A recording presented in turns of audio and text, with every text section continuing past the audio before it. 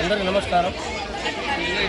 మా బేడాపురం కాలంలో ఘనంగా బోనాల జాతరకు విచ్చేసిన మా తోటపురం మా చెల్లాంటి మా మున్సిపల్ చైర్పర్సన్ గారికి, అదేవిధంగా 8వ వార్డు కౌన్సిలర్ మల్లవ గారికి, మా గూడెం పెద్దలు చిన్న కనకయ్య, సిరిగిరి వెంకటయ్య, చిన్న కనకయ్య, రాములు మరియు నూనె నరసింహులు గారికి మరియు మా యూత్ సభ్యులందరికీ పేరు పేరున నమస్కారం తెలుపుతూ, ఇవాళ ఇక్కడికి వచ్చి మన జగిత్యాల బేడపురం కాలనీ నివసించి 30 సంవత్సరాలు గడుస్తుంది. ఇక్కడ ల్యాండ్లు తీసుకోండి.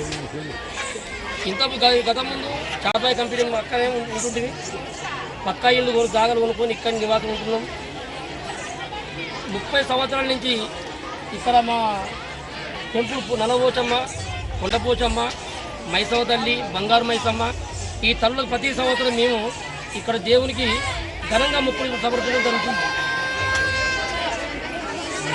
కనుక ఇలా మా చైర్మన్ గారు వచ్చిండు. ఈ మా టెంపుల్కు మన మున్సిపల్ తరఫున మంచి టెంపుల్కు కొంచెం అమౌంట్ పెట్టి ఇంకా ఈ టెంపుల్ని వాళ్ళ ఆధ్వర్యంలో జరపాలని కోరుకుంటూ ఈ అవకాశం ఇచ్చిన మా చైర్మన్ గారికి, మా కౌన్సిలర్ గారికి ధన్యవాదాలు.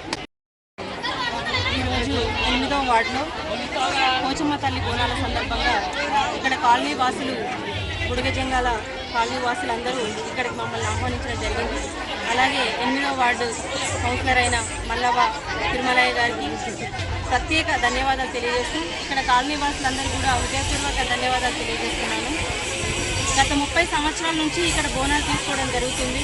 వీళ్ళందరూ చాలా చిన్న స్థాయి నుంచి ఇంతవరకు ఎదిగి ఎంతో సంతోషంగా అమ్మవారిని కొలుచుకొని మరి ఎన్ని సంవత్సరాల నుంచి బోనాలు తీస్తున్నారు కాబట్టి ఆ అమ్మవారి ఆశీర్వాదాలు వీళ్ళందరి పైన ఉండాలి.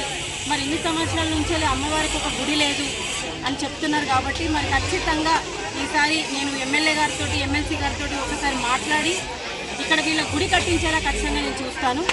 అది కాకుండా ఇన్ని సంవత్సరాల నుంచి అమ్మవారికి వీళ్ళు చేస్తున్న సేవలు, ఆ అమ్మవారికి వీళ్ళు చేస్తున్న ఏదైతే దైవభక్తి ఉందో ఆ అమ్మవారి సేవలు, ఆ అమ్మవారి దైవభక్తి వీళ్ళపైన ఉండాలి.